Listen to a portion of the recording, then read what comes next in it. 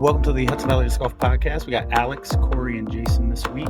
Happy New Year, everybody. I figured we go over last week in disc golf, First Trax. But I want to start with last year on the podcast. We did goals for 2023. Alex, obviously you weren't here at the beginning of the year, so we don't have what your goals were for last year. But do you have goals for 2024? Goals for 2024. I think I've said it for several years now, but I'd really like to have OKDGC, in a really good place. It is technically playable right now. There are some long grass areas that the town hasn't gotten to yet, but I'd like to get it to be in a playable state, tee pads, all that. And hopefully that should be gotten done this coming year. Run the scramble again, keep that all set and play as many events as reasonably possible. Do you have a number? I think I said 10 to 15 when we were doing the calendar. So we'll go 10 as the soft goal and 15 as the stretch goal. Okay. As far as OKDGC, you said it's playable. Is it a front nine? Is it? Yeah. So right now it is front nine and it's all long tees. There are tee signs out there. It's not on UDisc, and it's going to stay off of UDisc for a little bit, mostly because if I put it on UDisc, as Jamin has noted a couple of times, I'm going to get a bunch of reviews that say this is, super hard to navigate and blah, blah, blah, and there's no tee pads. And yeah, I know, I'm aware. I don't need reviews saying that and tanking the overall score of the course before it's ready. But if you did want to go out, the tees are marked. There should be a reasonable number of signs that will get you to where you're trying to go, just like laminated sheets of paper. Mm-hmm. But it might be tough if you've never been there before. But keep an eye out for work days. And if you come to work days, I will walk you through the course and show you how to play it and all that. If you just want to use UDisc for the utility of having a map, what I've been doing with Greenville is keeping it private. And then you can name the course in such a way you tell people what the name is. And if they search letter by letter, it'll come up and they can play it via GPS. But it's not available to the public to go there and just get disappointed because it's not finished. Okay. I like that concept. I'll have to look into that. But yeah, I had the same thing with White Elephant. I prematurely put that up on UDisc pretty early, and people were disappointed when they went there because we had moved baskets, and we had put it up there because we test played it with 18 disc catchers, sports, and then Kenji took 9 of them back. I took some back, and then I forgot to take it off of UDisc, and people were justified. They showed up, and there wasn't really a course there to play, so didn't give it a good review. But now it's fully up. It's been slowly kind of climbing. Cool. Yeah. I was actually going to do this at First Trax, but then I realized you guys are on most every week. I could just do it with better audio, and there's no rush to get the whole year. So I did actually talk to Corey about it, but I hadn't listened to it, so we'll try it again. I'll take whatever I prefer. Sure. So, Corey, we've already gone over your predictions for 2023. If I remember correctly, I just wanted to play another 20-plus tournaments like I had the past couple of years. Would like to get to 950 and play more A tiers, go further away. And then it's kind of nice that Jason's bringing one to us, so I don't have to drive 3.5 hours to go play an A tier. You said you wanted to play more events. You played 22 events and leagues in 2022 and 30 in 2023. So you achieved that goal. You wanted to play more A tiers. You played 0 in 2022 and 3 in 2023. And you wanted to get 950 rated. You started 2023 at 939 and finished at 950. By the skin of my teeth. Yeah. So for those 3 predictions, you hit them. You got to go even further this time. I like to make sure my goals are attainable and not soul crushing, but I pretty much have the same goals for 2024. I still want to do 20 plus sanctioned singles tournaments, still go to all of the Paint Bureau Pro Leagues as long as Josh is doing it. It would be cool to hit 960. At this point, I feel like I'm starting to plateau a little bit in my skill set. I don't really know how attainable past 960 really is, but it'd be cool to hit 960. I think I just got to play a little bit more consistent and dial it up on a couple things, improve my putting. Last year you improved 11 points, so now this year you only want to improve 10. You don't want to go 965 or anything the law of diminishing returns. That's fair. I'd like to do 3 A tiers again. I feel like that was a solid number. I definitely traveled some, but I think to get try to get 5 A tiers in. 1 that's donating a lot of money, and 2 that means I'm probably driving even further to get those couple. And it would be cool to throw 400 feet in a wide open field with no tailwind and no downhill. It's a nice flat field. Throw 400 feet would be cool. Not like consistently, but just like, 1 in 10 times, 2 in 10. What were the 3 A tiers that you went to? Minekill, Greater Hartford Open, and Warwick. Okay, so are those 3 likely repeats? Minekill definitely is. Greater Hartford falls on the same day as another tournament that I can't think of. Warwick would probably be one of them. And I'd have to find the third one. If only we had a sheet that had local tournaments. I started making one too. But I don't know if I have Greater Hartford on there. Was there a Rochester tournament as an A tier this year? Yep, AFTO, that's September 14th and 15th. Maybe that was it. Oh, no, Norbrook. Norbrook, right? That one's supposed to be an A tier. Yeah. So I think Norbrook, Minekill, and Warwick were the 3 I was initially thinking.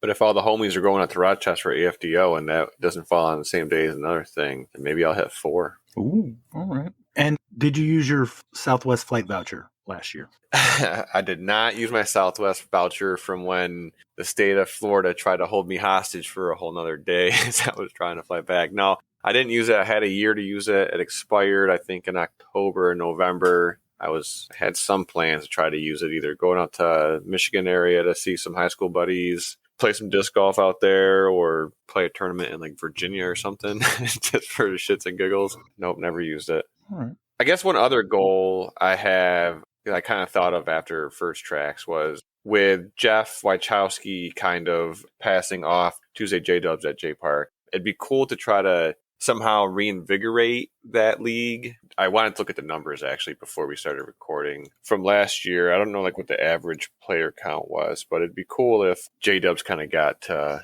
where it used to be, average 30 people a weekday. I don't know if it's possible or what it would take, but I'm hoping for a good J-Dub season this year. All right. And Jason, you didn't have many disc golf specific to your game goals for last year.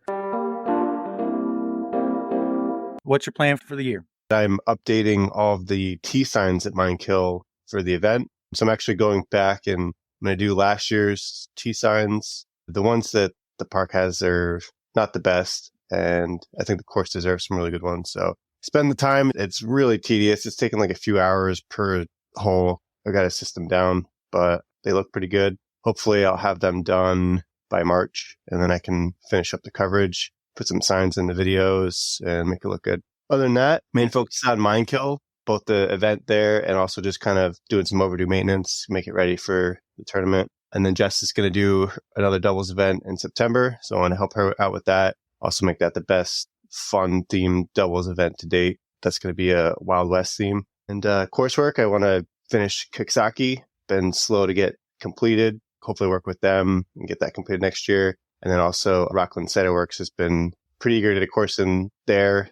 So I'm hoping I can get something in this spring or summer there. I still haven't been to that Coxsackie course yet. It's got some baskets there, but there's some drainage issues that need to get resolved. Oh, and then I guess personal development, I don't have a lot of goals for doing any better this year. So just see what happens. Right. So there's a course at Coxsackie that hasn't been finished yet, and it needs some drainage. They've bought the baskets. We have portable baskets on the front nine there. Problem was they had hired a contractor to do drainage work, which came out amazing. Like the holes that the contractor did the work are excellent. They're dry. But then the staff rented some equipment and did their own work.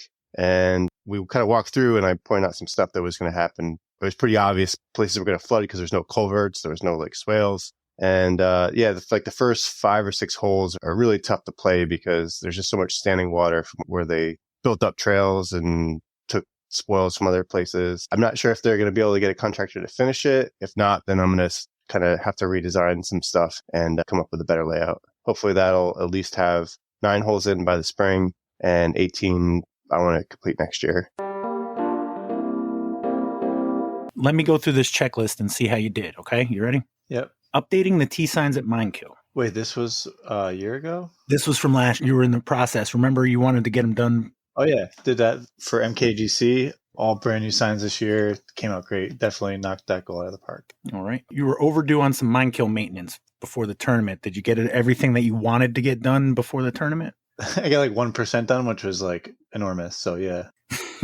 there was a lot of work done. We got 16's tee pad moved with a new concrete tee pad, so that was a huge feat. Got some trees taken down on 12, which have been there for years, and happy to see those go. Took a pretty good sizable chunk of the list of stuff I wanted to do at Mine Kill, so I think I accomplished that. All right. Was the Wild J West Shootout the best fun-themed Dubs event to date? I don't know if I'd say that. I don't even remember it, really. I feel like I'm at one of those like performance evaluations trying to like justify if I met my goals or not. Yeah, now you got to answer, met your goals, exceeded expectations, or not exceeded expectations? I think the event was a success, but I don't know. I'd put it pretty comparable to the other years. I wouldn't say it really stood out. Okay. Did you finish Quicksaki? The course is done. The only thing left is T-signs, which the school was taking care of, and they sent me the drafts for those, and I offered some suggestions and recommendations and gave them a template from the one I used for Minekill.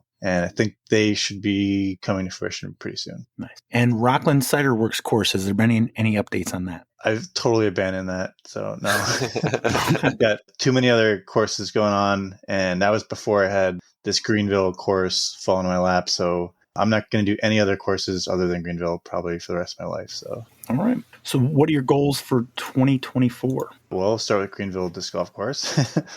So I've got 9 holes designed with 10 baskets installed, and I want to finish an 18-hole layout and do some community outreach in Greenville for that. Other than that, I want to try to commit to less volunteer stuff. I feel like it's been kind of a burden recently, just between running so many events with Minekill, doubles, captaining team challenge, doing course design, helping Jess with the commissioning stuff, just lots of coursework at different areas and helping out. I want to just focus my efforts and make them better at the things I'm doing as opposed to just trying to do 100 things not as good. I dig that. It boggles my mind how you're able to do some of the things that you do. So it's not surprising that even if you're just talking about plateauing and not taking any, just keeping it to do it, still doing those things, but not like, didn't you do like a monthly? Well, before this monthly, I got to go like put up signs. I got to go do this. I got to do that. And it's like, okay, yeah, that's crazy. Yeah.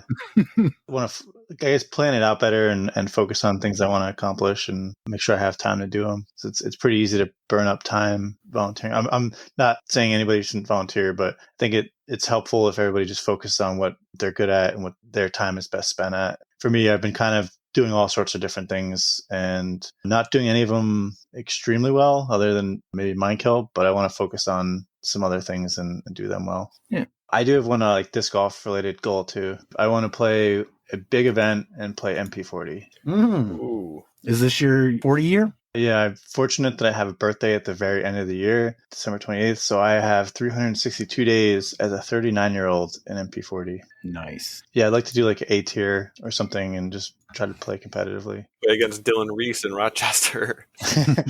Yeah, I was going to ask, is there one in mind that you might play at MP40? There's that Masters Tour, the Disc Golf Masters Tour. There's an event in New York and an event at Maple Hill. I would love to do either of those. Outside of that, it's going to be really hard for me not to play open, even if I know I'm going to lose. I still like to play open, but I've told myself I want to try it. We finally have someone that could take money from Chad Larson. Yeah, but then you got to play with Chad, so...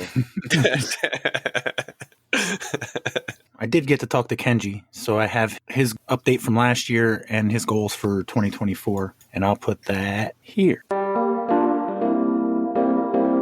Kenji. Goals this year, play-wise, and just my game's where it's at. I enjoy playing. I try and improve a little bit, but it is what it is. I have a lot of coursework to try and move forward this year. Fortin Park in Oneonta. I did a presentation for money and assignments.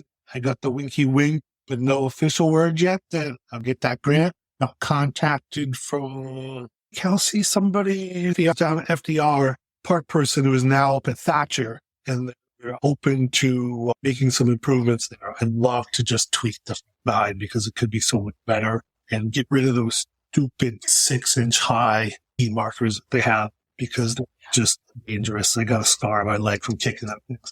Jeez. What else? And then, just all the club stuff. I mean, there's so many projects going on. Just sent a letter of support for a grant that Mindy's writing to get some more funds for Valatia and OK Disc Golf Course. What else we got? I don't know what's going on with Amsterdam right now. I haven't heard from Terry and see where that's at. Want to finish up the last blue tee at Central Park. They are supposed to do some earthwork for me. They said they'd get it done in a week after the last meeting, and it's been a month and a half. I haven't seen it done, so I'll reach out to them about diverting some water in that last blue tee pad that has to go there. And going to put in a white tee for 17, so that'll mean every hole at Central Park will have 2 tee pads. Want to help upgrade the white tee pads into something beyond the leftover carpet from the old blue tee pads. Don't know exactly what we're going to be doing there yet. What else I got? Yeah, I don't know. Just try and keep moving projects forward. So Kenji, these are brief notes, so I hope you remember. Cortlandt Park in Oneonta. Does that ring a bell? Yeah, not Cortlandt Park. It is Fortune Park. Okay. Fortune Park in Oneonta. They're working on fundraising right now. I'm going to hopefully be able to do the design this coming year. I was not able to get it done last year. But yeah, that's where it's, it's still moving forward, slow, but still moving forward. Thatcher tweaks, 6-inch high tee markers. Thatcher tweak, the redesign is done. I have the park approved my redesign. It just needs to be implemented, and now I have a few other people that have stepped up to actually execute it because I wasn't able to get it done this past year. Awesome. I tried to sell my house this year, so my disc golf stuff went way down. And so, so don't hear me on the podcast with that. Too much personal stuff. You sent a letter of grant support for OKDGC. Yeah. How's OKDGC doing? It has, I believe, 9 baskets in right now in a semi-playable state with good fundraising, but I don't know exact numbers off the top of my head. But it's moving forward. All right. It's got 9 playable holes. Should be probably a monthly coming up there soon. A guy named Terry, Amsterdam course? Yeah, 9 holes are in. It is the first course in the area that is utilizing turf tee pads. So we're going to see how they work out this winter and deal with the snow. Last blue tee at CPS, waiting on earthwork, diverting water. That is still the situation. Last blue tee, there's a couple blue tees. That last one and 4 needs to be redone. And we got all but 1 white tee done. So okay, white tee for 17. White tee for 17. We're still wishy-washy. We're not committed. Right now, it's still the shared tee. Believe it's going to stay the shared tee. And then upgrade white tees from carpet. Yep, that's all done. Oh, okay. All except for 17. 18. Okay, Hole so, 18 is the only one that doesn't have a new. They're actually longer tees than the blue tee pads. The blue tees pads are going to get extended. But any DisCap milestone? We had 104 players today. 105 players today at the monthly. 105 players at a walked-up monthly is a record for us. That's a good milestone. Besides that, we just keep doing what we're doing. Nothing that I can think of. We didn't sell a whole lot of baskets this year. We have a lot of money. If people want to, like I was saying at the players meeting, if people want to do projects, give us a proposal, a budget. We have paperwork, a link with a form on the website, and we need people just to do improvement projects. We want benches, we want tee pads. We have money to fund it. We just don't have enough bodies to see the projects through. So if I could say that, and step up and help out, make your local course better. We'll help you pay for it.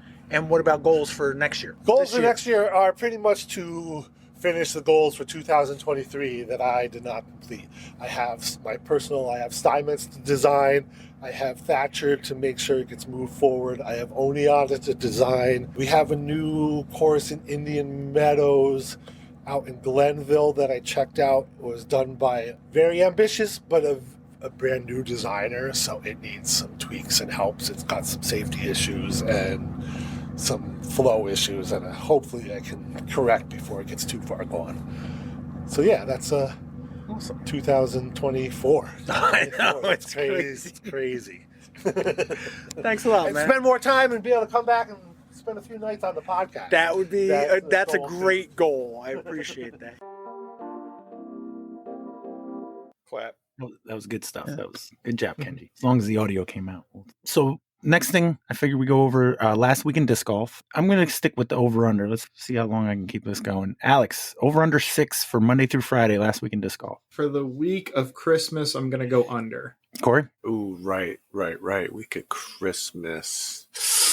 Over. Jason. What's the threshold? 6? 6, yeah. Can I pick 6? You can absolutely pick 6. All right, I'm gonna pick 6. All right. So we got one of everything, over and under and a spot on. So Monday, which was in fact Christmas, there was nothing because it was Christmas.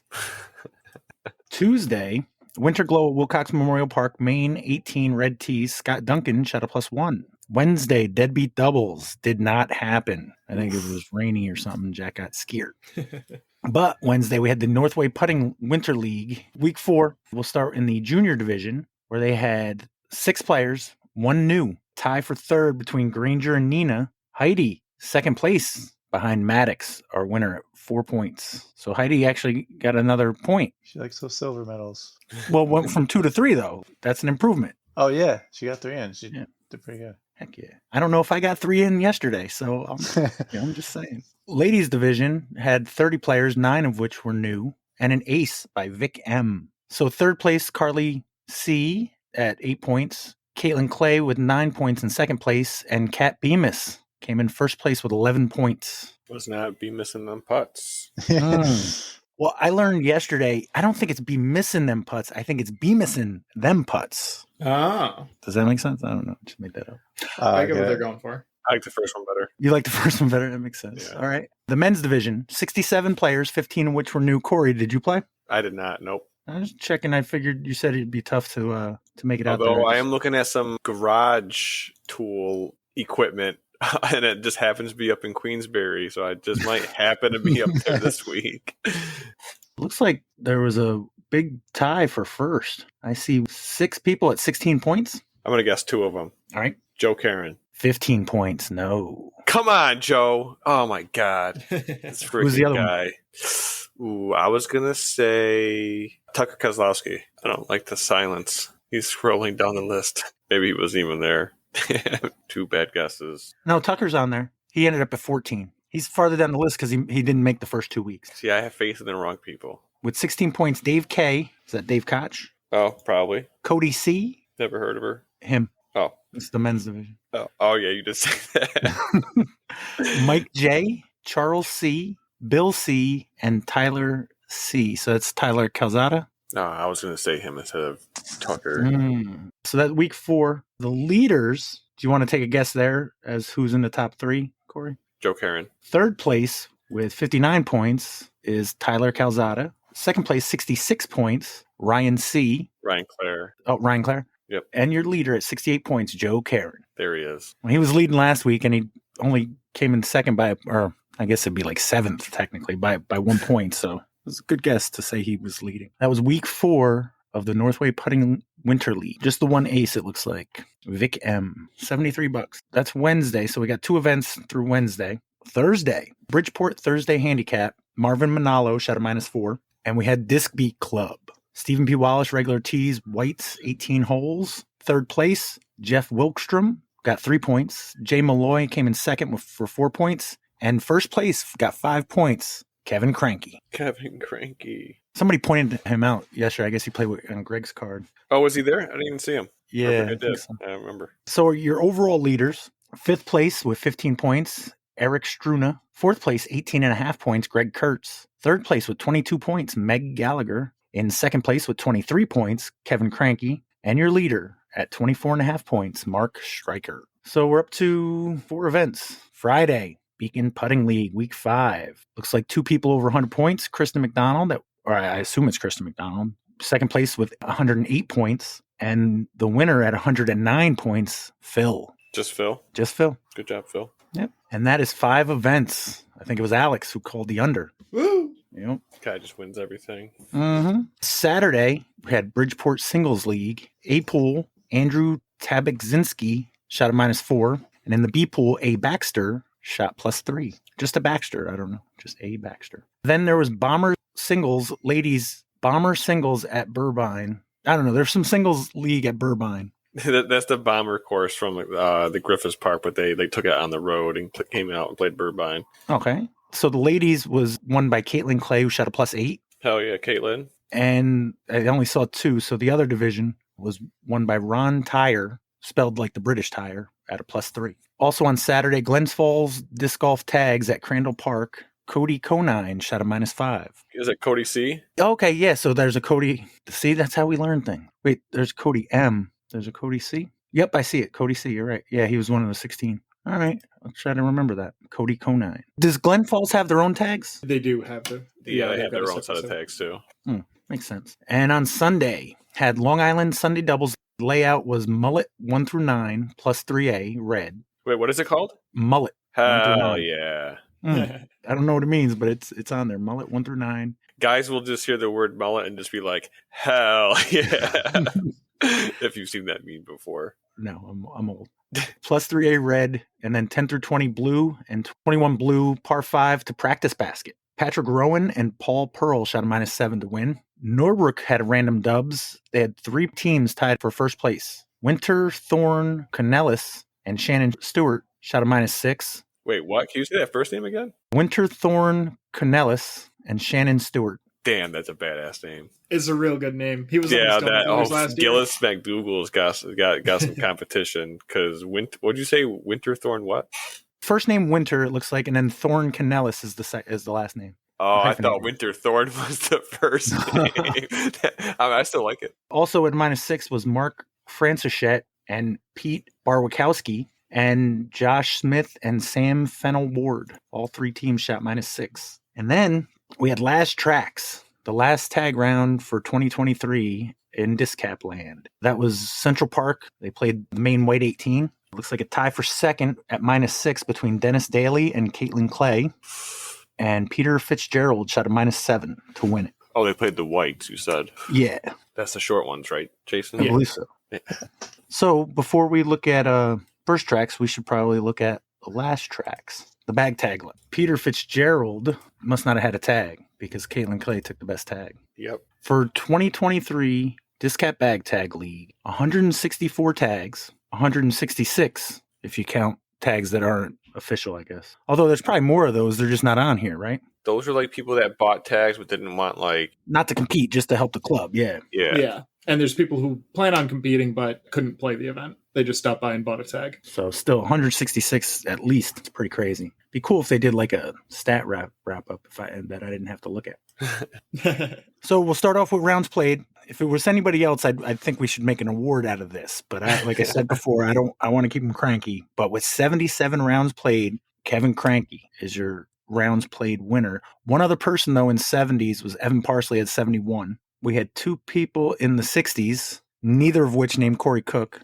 That was Ryan Bickersmith had 68 and Mike Zancelli with 65. 2 people with 56, Corey Cook and Anthony Bohansky. Is that your new dubs partner now? Because you guys played the same amount of tag rounds? You know, I wouldn't mind playing with Anthony, but if I had the chance, I would choose literally anybody else. I'm just kidding. Hopefully it's just at a course where you have to throw far because neither of us do. So I got you.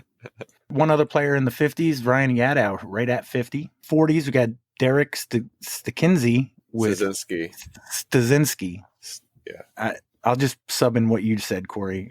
I think you said it better. I think I mumbled my way through it. All right. He had 46 rounds. 44 rounds, Jason Gorsage, and Greg Kurtz breaks to 40 with 41, Tom Seaver. Do 30s deserve it? No, nah. Psh. It's like 2 a month. Yeah, it's not even 1 a week. Get him out of here. You're only saying that because you got over 52, but that's cool. Yeah, I did have to check it first. All right. So I'd say Jack is still at 147, and I am still at 56. Kenji Klein, 93. Alex Potts, 42. I was holding on to the 20 tag for a long time, partially because I kept forgetting it. I kept switching between a big bag and a small bag, and the tag was always on the wrong bag. Mm-hmm. But then when I played Jenkinsville for the December monthly, I was the only other wooden tag in there. And Jamin was the 3 tag. I was the 20 tag. And I didn't come in second at that one, to say the least. Finally caught you slipping. You couldn't, you couldn't keep up the charade that long there, buddy. Nope. Here's the thing, though. You were very fortunate with the tag you got. I guarantee you Jamin would swap the 3 tag for that 42 tag. It is the answer to life, the universe, and everything. Yes. If you give him that with a towel, you're guaranteed to take that 3 tag. Ryan Bickersmith with his 68 rounds got the number 27 tag. Corey Cook, 56 tag, 22. That doesn't sound wood. Well, see, here's the thing. This is going to be a 1 year only style of DisCap Tag, so it's actually kind of collectible. Oh, true. I see what you're going for. Like, they're never going to do this again. Mm. And I got one, baby. But Corey, I got 2. What? How you got 2? I also have the 162 tag. Who's that? Kyle's 162. Oh, yeah. That one didn't even have the etching on it. It's got the stickers. Did it really? Yikes. That's not the tag you want. Yeah, orange stickers. Yeah. We'll got to figure out how to make this into a trophy for the annual Kyle Hirsch Award. Yep. We got to figure out how exactly that's scored. It's something like highest rated, lowest tag kind of thing. Yeah. Yeah, but like if you got a 1,000 rated player with the 50 tag and like a 990 rated player with the 52 tag, which is worse? Yeah, we'll have to come up with a formula, an algorithm. Exactly. Mhm. That's what I'm Okay, thinking. you're right. You got a point there. It'll be very simple, I'm sure, though. It'll be like rating divided by tag, maybe with a little bit of weighting on there. It's January 2nd, Alex. We got 365 days because it's a leap year. So we even have an extra day to think on this stuff. But yeah, we'll figure that out. Caitlin Clay with the 21 tag from winning last tracks. So top 20 with the 20 tag, 9 rounds played, Tyler Calzada. 19 tag, who is the highest in the top 20 in rounds played with 41 rounds. That's Greg Kurtz. 18 tag, 8 rounds played, Ryan Clare. 17 with 17 rounds played, Adam Nelson. He was very, what's that? I don't even know what that is. It's, coincidental. 16 tag is 7 rounds played, Danny White. 15 tag, 27 rounds played, Brent Irving. 14 tag with 6 rounds played, John Steffen. 13 tag with 4 rounds played, Harry Lehman. 12 tag had 8 rounds played. That is co-Hudson Valley Disc Golf Podcast Player of the Year, Tucker Kozlowski. 11 tag, 15 rounds played, Chad Larson. And then the top 10, we got with 4 rounds played, number 10 tag goes to Nick Alcatraz. Oh. Number 9 with 8 rounds played, Ethan Hatters. Oh. Yeah. 8 tag with 8 rounds played, Blaine Irondies Mendraza. Mm-hmm. 7 tag, shockingly, with 8 rounds played, Jeff Wachowski. 6 tag with 3 rounds played, Dave Hudson. Number 5 tag with 20 rounds played, David Koch. The number 4 tag, 23 rounds played, most in the top 10, Chris Dahl. Most in the top 5, technically. Number 3 tag with 5 rounds played, though his tag was missing most of the year. That's Jamin Hume, who might soon be the 42 tag holder. The number 2 tag with 13 rounds played, that is the most in the top 3, Jason Lasasso. Nice. That's 1 a month. Hey, you know. Yeah, that's not bad. That's all you're asking for. And your 1 tag holder with 10 rounds played, Tim Giardini. He's the tag champ for the year. Classic freaking Giardini move, just winning. So the number to beat for next year is 166. For number of tags sold? Yeah. We're a good distance towards that already. Yeah, I was going to say, I feel pretty good about that one. So I did hear from Jeff. Why don't you guys go through real quick? How many tags, Alex, you're going to have the best guess, so I'll let you go last. Jason, how many tags do you think they've sold in 2 days? So this is for the first 2 days? For the first 2 days, yep. What do we have? We had 105 people. Don't know if all of them got tags, but then they probably sold some more after. I'm going to say 111. Corey? So I actually already scrolled through it, but my goldfish brain had already forgotten what numbers I looked at just before you kind of asked. So I'm going to guess 123. Alex? Literally the exact guess I was going to go with. Really? Yeah, I was going to say 123. So we'll say 122. Okay. So as of just under an hour ago, I got a message from Jeff. We sold 136 tags in 2 days. Nice. Damn it, I was going to say 138. That was the other number I was fucking... Well, then Alex would have won. Instead, you win. Because you would have Price gone is Right over rules. Price is Right, man. Oh, you picked the wrong side of that coin there, Potts. Yeah, I was surprised he went under. Yeah, I should have gone one more than Jason's. Good point. Actually, 139, Jeff, because it's tag number 136, but there's 3 non-tags sold. Because Mike Schwartz, Jeff Daniels, and Matt Cully have 999 tag or no number tags. So First Trax, Jason, you posted a challenge because last year was 93 players. Yeah, I did a contest where people could try to guess how many players were going to play at First Trax. So last year there was 93. We had guesses. I don't remember what the range was, but they were all over the place. Pretty good spread of guesses. Ended up getting 104, and then AT showed up, and it was 105. So I was actually looking for, I think Tyler Quinn had won it until AT showed up. Then it was a tie between JJ Knapp and Matt Ellis. So they each got a disc. They were like Metal Flake Glow champ discs from the Wild West shootout. And the tiebreaker was going to be the hot round, which they both coincidentally picked the same one. So they tied. I was going to ask about that because the best round was 81. And it says JJ Knapp had, 78? Yeah. Matt Ellis had 8 under. I didn't know that so that translates to a 78 as well? Yep. Oh, okay. What I did do, though, was I went and just checked to see who picked 81. Ah, I have it in a spreadsheet. It could have saved you some work. No, it's okay. Verify this for me. As far as the closest, the tiebreaker, Pete Fitzgerald had 103 and 81. Matt Cully had 118. Evan Parsley, 96. Travis Bashore, 81. And Jacqueline Kirkpatrick had 73. So you had 5 people 81? 5 people ahead with 81. Is that how many you had? Yeah. Okay, cool. So Pete Fitzgerald, he was probably overall the closest of anything. Like if you were to aggregate the two things, I think he would have won because he was only off by 2 on the total people, and he was spot on the second. So because they were off by 3 on the scores. Again, this is all gibberish. But before you had posted it officially on DisCap, a bunch of people predicted on our Facebook page, and I thought I'd see who got closest on that. Greg actually set the over-under for First Trax as 92 players, and then some people did tee times. He said the tiebreaker tee time is 10:30. I believe it was, 10:45 that first tee was? Yeah. Oh, yeah. Ken, he said 10:45. And then 10:45 was the start. So Ryan Travis 148343 called it over at 118 with a tee time of 10:50. So he was close there, but not with the numbers. Ryan Nelson said 101, didn't do a tiebreaker. Jeff Wachowski said 87. He said 2 different numbers. He said 87, and then he said under 84. So I'm thinking maybe he got confused, and he wasn't thinking the number of people. He was thinking like the last time the Lions won anything. It was like 87 or 84. I'm not sure.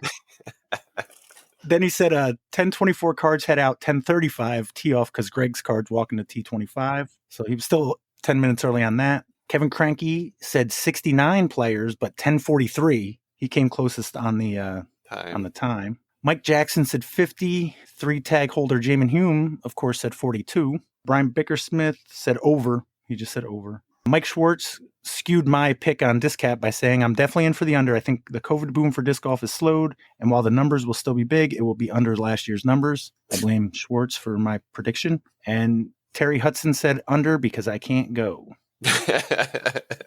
Well, unless there was 40 Terry Hudsons planning on going, that didn't change nothing.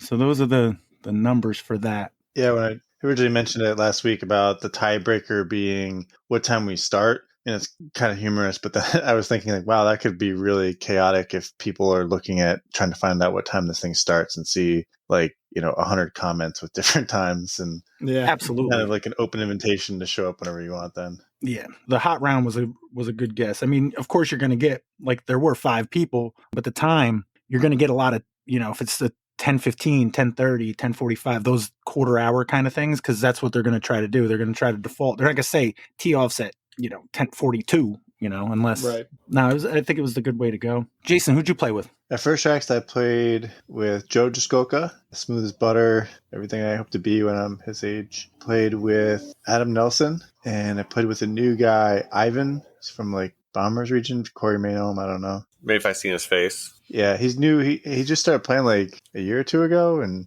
started playing pro, so pretty good. But it was a fun card. We had a good time. Enjoyed everybody on my card. Nice. And it looks like you ended up with a 10 tag. Not too shabby. Yeah, I had one hole, really, really bad hole. Was it Heartbreak Ridge 26B? You don't often play that unless you're playing the 27-hole loop. And I got my drive within 20 feet, and I had this death putt, just airmailed it to the right, went off the cliff, then tried to make the comeback putt for par, hit the band, rolled away down the hill, tried to make another putt, hit the cage and rolled away, and then ended up making the 5th shot in from even farther away. So that I took a 5 on that. Had I made that birdie putt, I would have been in second place. Oof. Oh, yeah. So you went from the 2 tag to the 10 tag.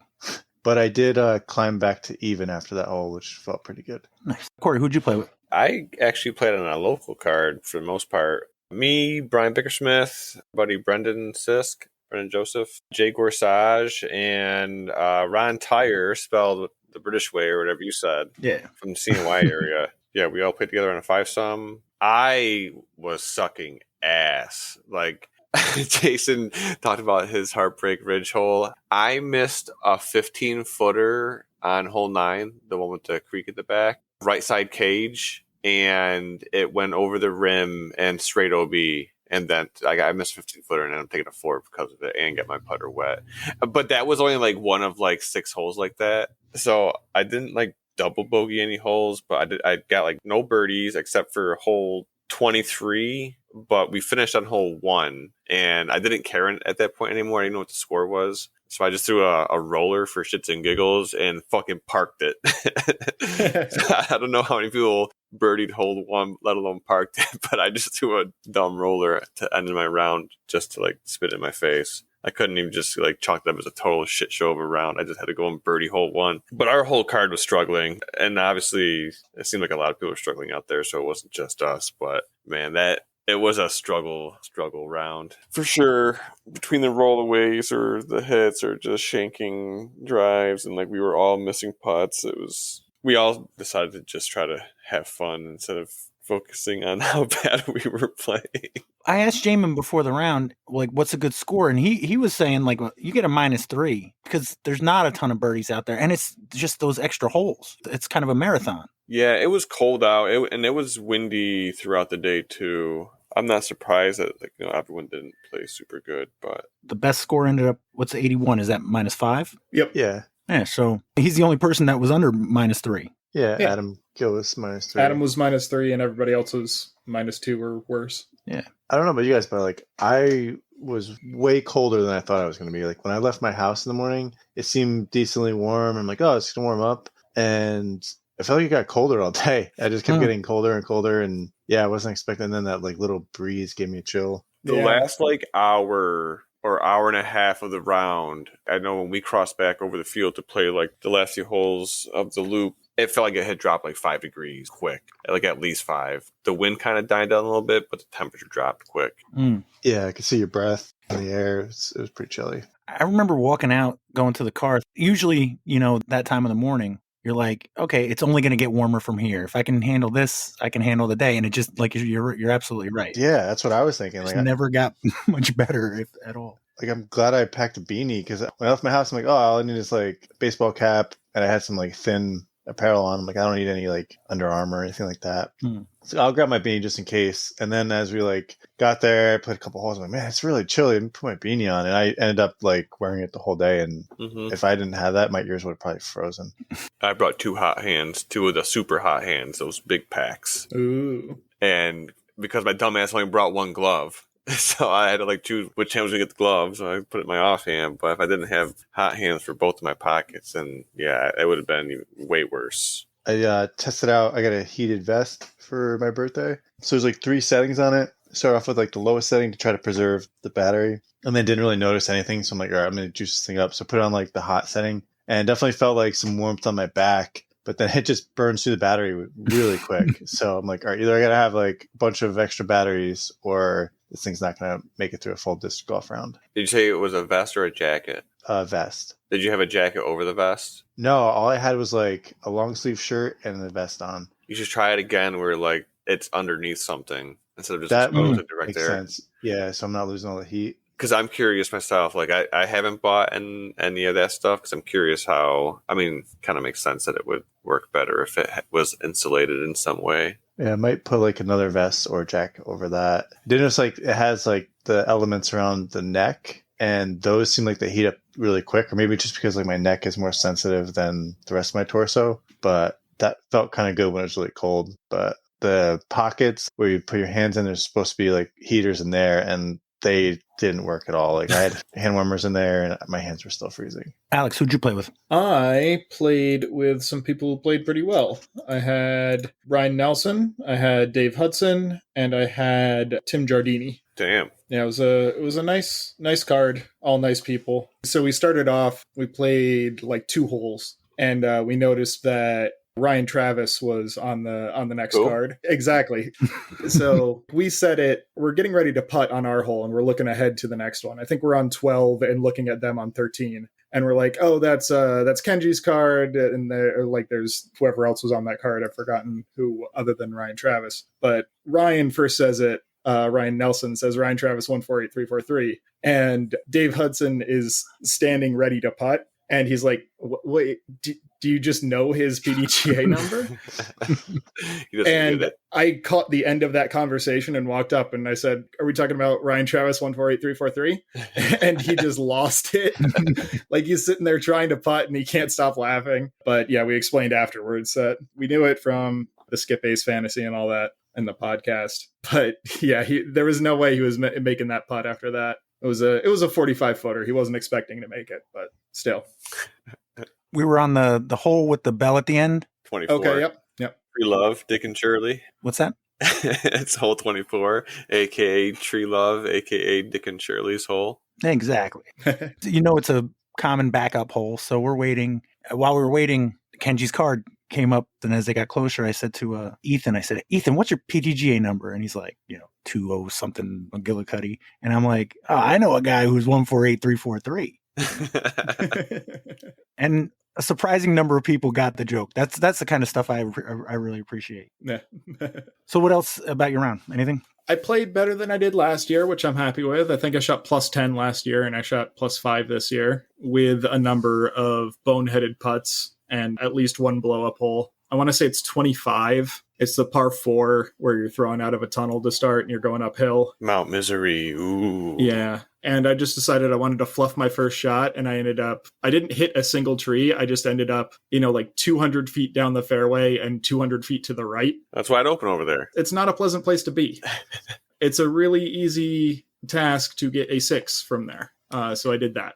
Oh, you took a 6. Yeah. Yeah, took a 6 on a hole that I can definitely birdie on a regular day, not even on a good day. So that was rough. Missed a couple of putts towards the end. I was definitely having a bit of the mental fatigue of playing disc golf for 4 hours at that point, 4 hours straight. So that was a bit frustrating. I'm relatively happy with the plus 5. I'd like to have done better, but that's all right. Dave and Ryan both shot very well. They ended up tied for third. We all kind of struggled to start off. Like we started off on, I want to say 11, which is the nice short 280 across the open field. And we all parred that because it was our first hole of the day and none of us could throw straight. But yeah, that's about it for notable things on that one. We did get to witness Ryan Travis 148343 absolutely park hole 24. That was awesome. When you say you saw it, are you lying? Because you can't really see the basket from the tee pad. We were standing on the tee and we saw what looked like a perfect drive, and it turned out to be parked. Oh, so he came up short and it rolled down the hill. Whatever happened, he had basically a tap-in birdie. So. Did it go dead center, like straight, or did it like fade off to the right and then get to the trees and kind of fade back? Right down the intended path, a little bit of turn over the rock. Nice, he peered it. Yeah, exactly how the hole was intended to be played. I got the honor of playing with the best score in pro and the worst score on my card. So I played with Randy Bemis, Danny White, and Ethan Hayter. I did want to point out, Alex, you said hole 25. I had actually a decent drive off of there, but instead of throwing an overhand, I tried to get clever, and I took a 7. So don't feel too bad. That was my one blow-up hole. Everything else, I just had a lot of easy bogeys. Yeah. If I could putt from a foot outside the circle, I would have had a much better tag. But the same sort of deal. That was my only like blow up, and the rest were just like missed a putt from 20 feet or fluffed an upshot. So now I have a 30 footer instead of a 15 footer. A lot of easy bogeys just slipped away. Yeah, and the only other hole I even had a mistake on was the mystery one where I had a decent drive. I tried to make it on my putt for par, and it went over the hill. So I ended up taking a 5. But everything else was just, lazy bogeys. So I had 2 bad holes. And I did learn something while playing. I'm not good enough to run stuff. You know what I mean? Like I can't afford the strokes. It's just like, if you're a good putter, like Ethan was doing all day. If he missed, he made more than he missed. But when he missed, he wasn't afraid to miss by 20. Because he'll make the comebacker. Yeah, he's going to make the comebacker. I don't recall him 2-putting anything. So I just don't have that leeway. You know what I mean? The only other thing I wanted to say was that we started on 13, which for whatever reason, like it seems I don't play a ton there, but every time I play there, it seems like at least half the times I got to start on hole 13, which is not ideal for me. But Full rip right off the bat. yeah, so my goal after the first 3 holes was like, you know what? I'm just looking for a tofurkey. I want to get 3 pars in a row, and I did not until we got back into on the other side of the street. And the very first one there, I got a par. Then I had an easy par for the next one, but I screwed that one up, and I'm like, man, that might have been my best opportunity for my tofurkey. So then we have to throw out of the woods back to the main road for the park. Yeah. I par that one, and then I par the next one, and then I'm like, oh crap, the tennis courts. You know, I'm like, I finally have a chance, because that might have been the first time I got 2 in a row, and I hit like an 80-footer, 70-80 footer to save par on that one. Nice. So you got your tofurkey. I got my tofurkey, and I think I got the next 2 after that, but then reality set in. It was one of those, you hit one and makes your day. But Kathleen Bemis posted, thanks to everyone who came out today for First Trax. We had a new record at 105 players. Ethan Hatters came in with the hot score of 81 -5 and took the 1 tag and the pro division. We appreciate everyone's patience as we navigate running a monthly with record-setting number of players. Thank you, Alex Potts, for your help and the spreadsheet you created to help speed things up. Tag memberships are now available to purchase at DisCapNewYork.org if you weren't able to make it out today. And as Kenji reminded us, if you want some overpriced merchandise, go there, buy it.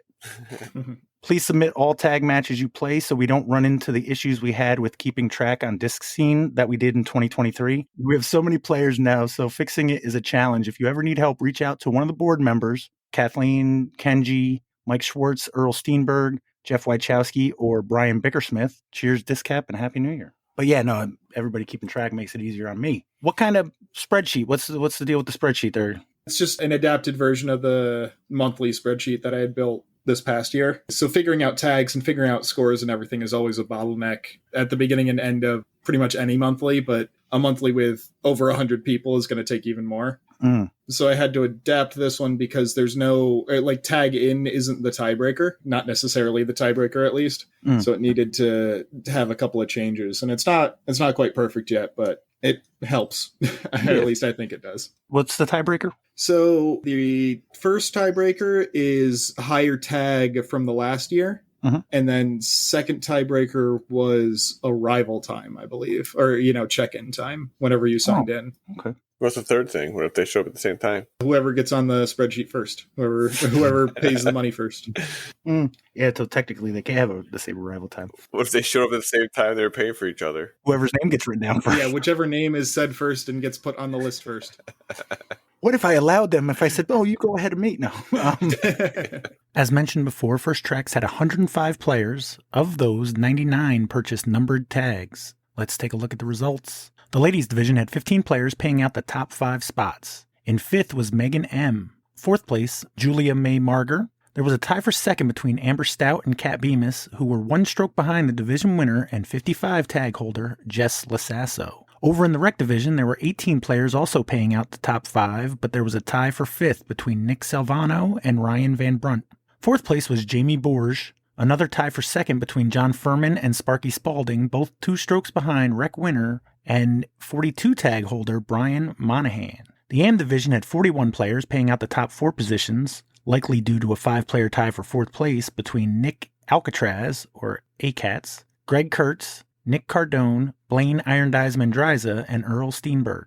3rd place went to Russ O'Toole. In 2nd was Justin Park, only 1 stroke behind AM winner Sean Partey, who left with a 9 tag. The Pro Division had 31 players paying out 7 spots. 3 players tied for 6th, Danny White and Randy Bemis, who were both on my card, and 2023 Co-Hudson Valley Disc Golf Podcast Player of the Year, Tucker Kozlowski. 3 players tied for 3rd, Ryans Claire and Nelson, along with Dave Hudson. 1 stroke ahead in 2nd was Adam Gill, and as mentioned, your winner and first number 1 tag holder for 2024 was Ethan Hatters. Quick note, I managed to take DFL by 4 strokes just to get my entire card mentioned. A lot of people did a lot of work at J Park getting it ready for First Trax. Oh, yeah. The bridge you walked over from hole 13 to 14 that had floated probably a couple hundred feet downstream, and that thing weighs 900 pounds. So we're volunteers, got that back situated. Also, the bridge that goes from Mystery Kill, hole 28, over the stream going to 29, that was in rough shape after the storm. Someone had gone out there and readjusted that bridge, cleaned it up, and someone was also nice enough to put down some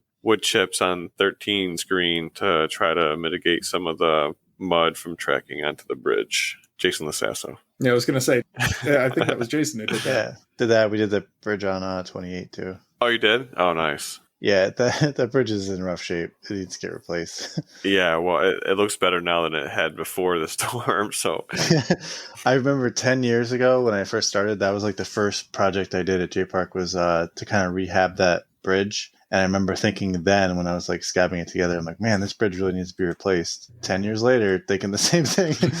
But it's been like repaired many times over the years. Like you can see people have just put new treads in different spots, and it's like a Frankenstein of different pressure treated lumber and timbers. Yeah, so it's back in order. I think it'll make it through the winter, and then maybe that'll be a good project next year. Yeah, the wood chips on 13, I felt like if we didn't put something down, 105 people walking through that inch of clay mud and then tracking on that slippery bridge was just like an accident waiting to happen. yeah, that's a good move. I remember we were like walking down the fairway of 10, and I just see, like, I look over to 13. I'm like, why is it so bright over there by the basket? I had no idea what it was. Couldn't tell what it was until literally we get to the green and you see that they're wood chips because there's never wood chips there. Yeah, so there's a pile of mulch over near hole 1, but I didn't want to like load up my truck because like the ground is so soft. I would have just like dug in some huge ruts trying to get mulch back there. So we just bought a couple bags of wood shavings and hoped that they would kind of soak up some of the mud and prevent people from tracking it. Yeah, I think it did that job pretty well. Put a little lanyard on the bridge too. I don't know if it'll ever see that water again. It'll float away, but if it does, hopefully it'll keep it from going too far.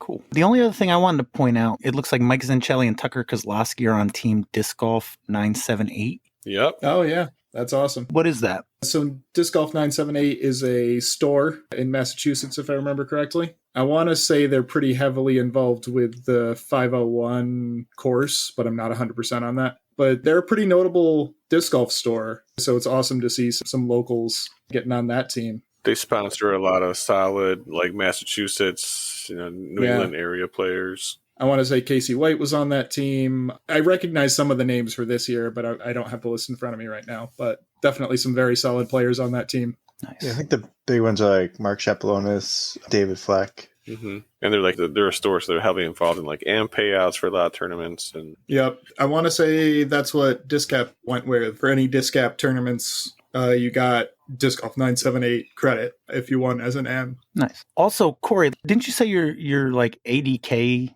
discs or something like that? ADK discs, yep. Yeah. Did you say they're like a sponsor of yours? Yep. At least in 2023, I haven't really season hasn't really started for 2024 yet. So yeah, you don't know about next year. Well, because I've heard you say it, and I don't think I've really asked you about it, but I actually saw Randy wearing one of their shirts, so that means they're actually legit, not something you and Brian made up. So yeah, Mike Zanchelli was on ADK disc. I think now he's doing the Disc Golf 978 thing. But yeah, Andrew Chamberlain in Johnstown, Amsterdam area, super solid dude. Nice. He gets the dopest halo plastic. That's where I get my halos from, and a bunch of other stuff. Yeah, heck yeah. All right. I do have a quiz, but we'll go back to that kind of stuff next week. Thank you, Alex, Corey, Jason, and Kenji from yesterday, because hopefully that'll be on here. And Happy New Year and suit up, Hudson. Happy New Year. Thanks, Pat. Here, Pat. Thanks, Pat. Thanks, guys.